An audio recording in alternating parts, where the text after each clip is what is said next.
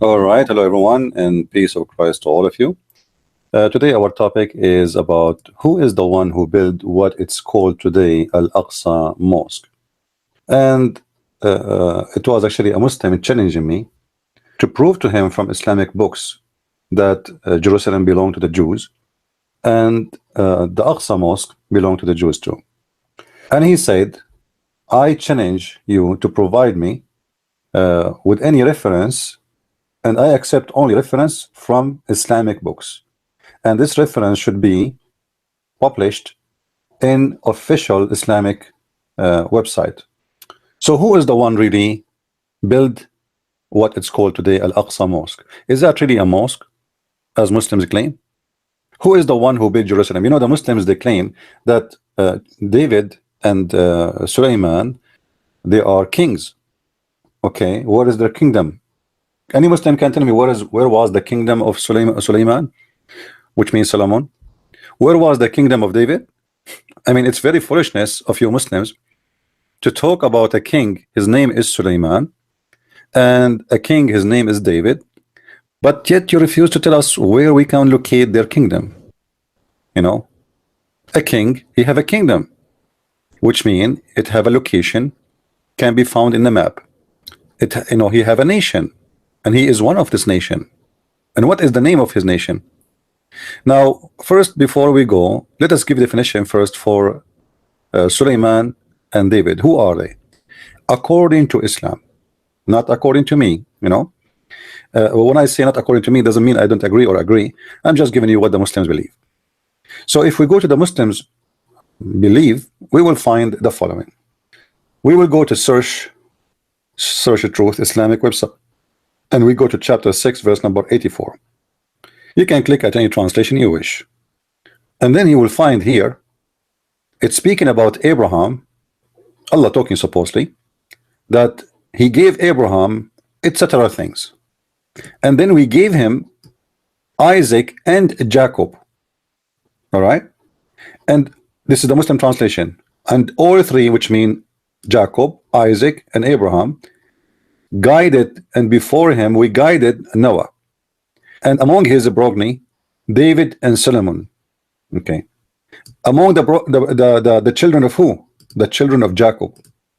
This one does not go to Noah. No, it says speaking about the three of them, they are guided, but before them we guided Noah, and among his children's it is David and Solomon, and Job and Joseph and Moses. All of those are Jews.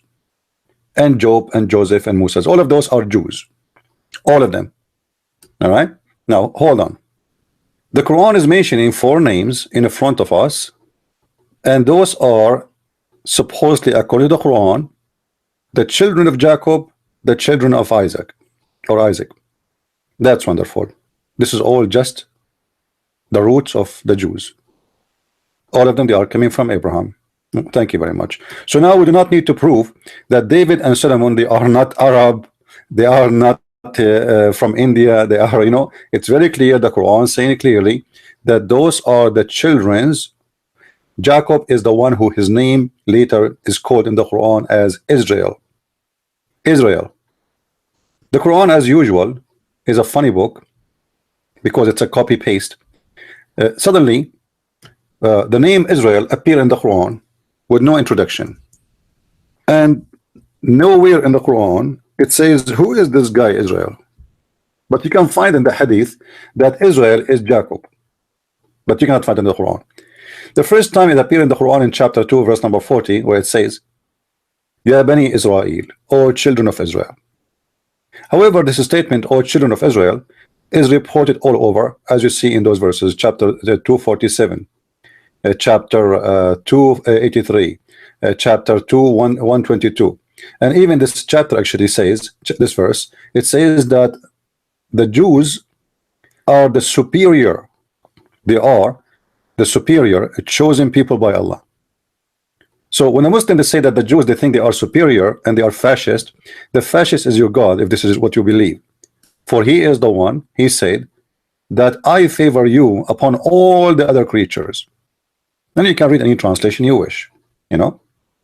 Now, as long now we showed you who is Jacob, who is David, who is Sulaiman. All of those are the children of the Jews. All right. So now, how we can prove that this is not a mosque? This was the temple of the Jews. If we can find out, because remember, the Quran called the Jews Jews. He don't call them Muslims.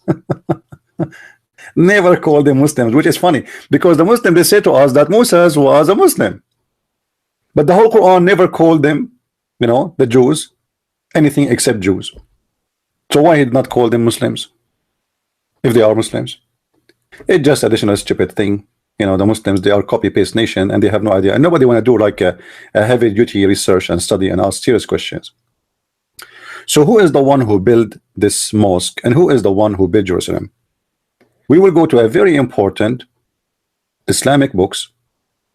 This is Tafsir al-Baghawi, official government of the Kingdom of Saudi Arabia, the University of King Saud. You see it? The website in the top. I hope it's showing to you. .education.sa Tafsir Baghawi, Surah 27, Ayah 21. You see it in the. We want to go here and see what this is speaking of. One very chapter. Actually, I advise everybody to read it because you will die from laughing at this stupid cult. It's called Islam. It's full of fictions and fairy tale story, and Muhammad is copying from the legends of the Jews, and he is putting it in the Quran, and he's claiming that his God told him those stories. However, here we will see it says, if you remember in the Quran, chapter 22, verse number 27, verse number 22, it's speaking about the bird. His name is Al-Hudhud or Hubub. Here it says, وكان سبب غيبة الهدهد على ما ذكره العلماء أن سليمان لما فرغ من بناء بيت المقدس. Oops. What? The word bayt is used in Arabic as a word mean house.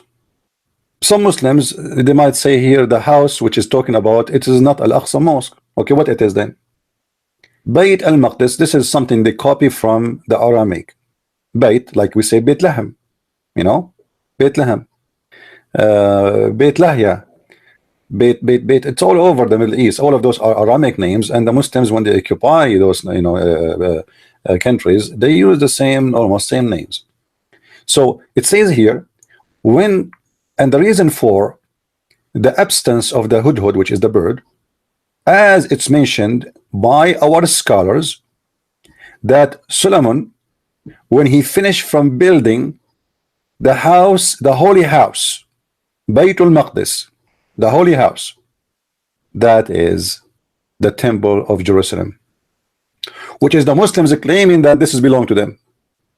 It is in their books. This is the official government website of the Kingdom of Saudi Arabia. This is not my statement. I will take copy and I will go to Google Translation. Let me copy everything because it's funny, so we can laugh a little bit. That's enough for here. Let us translate English. Let us zoom in.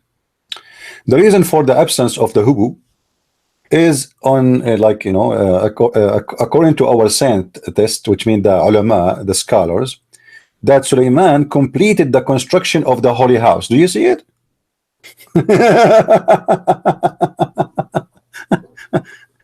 I'm not the one saying that. So who is the one who built your mosque? You claim it is a mosque. This is the temple of the Jews. It's in your books, and it says there that he is the one who built it. I mean, how stupid you to be Abdul, and you ignore. I mean, are you going to say that this is scholar al-Baghawi, and many of them actually al-Baghawi is just copying what the ulama, as you see here, it's the translation called them scientists. The scholars of Islam, all of them agree that the one who built the holy house, Baytul Maqdis, is Sulaiman. And who is the one who built Jerusalem? According to you Muslims, David and Sulaiman, both they built it. But both of them, they are Jewish. So even your books says it clearly that this is the land of the Jews. Not to mention, to forget to mention that chapter 5 verse 21 in the Quran, it says clearly that Allah, He assigned this land to the Jews. We will go there after we finish reading this story. However, here in this story, as long we prove already what we wanted to prove, that this is a city built by the Jews, and the holy temple of the Jews is built by Suleiman, and this is belong to the Jews. So you Muslims have no right to claim that this is your land. It's a lie, and even your books proving you as a liar. So for the Muslim who challenged me to show him from his Islamic books that this is the land of the Jews, I think we did that already. And now just to finish, because we quoted chapter 5 verse number 21, we will go to the Quran again, and we will show you how even the Quran confirm that this is the land of the Jews, and it is a land only assigned to the Jews. Here you see in the whole Quran the word muqaddasa, which is routed from the word holy. The word holy mentioned in the Quran chapter 19 verse number 19 is speaking about Jesus as a holy person, and Muhammad, the Quran speaks clearly that he was a very filthy sinner. Here it says, يا قوم ادخلوا الأرض المقدسة التي كتب الله لكم ولا ترتدوا على أدباركم فتنقلبوا خاسرين. Chapter 5 verse number 21, Yusahari translation. All right. O my people, enter the holy land which Allah has assigned into you, and turn not back, etc. So Allah here is asking the Jews to go and do jihad and kill whoever live in that land, for this is a land it was assigned by Allah to you. So even Allah saying it clearly that this is a land assigned to the people who they are the people of Musa, remember. And then Allah, He was so upset from the Jews because when He ordered them to do jihad and kill whoever lived there, and the Muslims, they claim this is the land of Palestine, which means they are Palestinian according to the Muslims, because they refused to go and kill and attack, Allah, He made them lose their way for more than 40 days in the desert before they can reach that land again.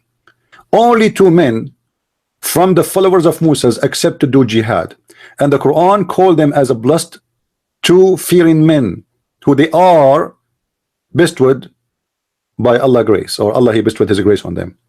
They said assault them in the proper gate. So those are the good Jews, is the one who killed Palestinian according to the Quran. A good Jew according to the Quran, which Allah bless him, is the one who accept and he like to kill as much Palestinian as he can.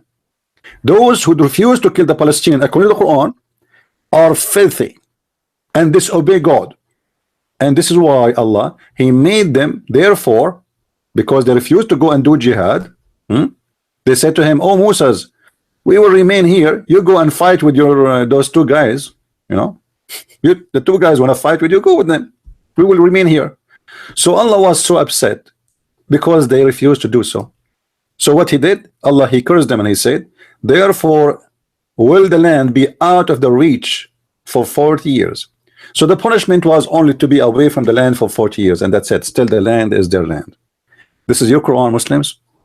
Deal with it. Thank you very much for watching.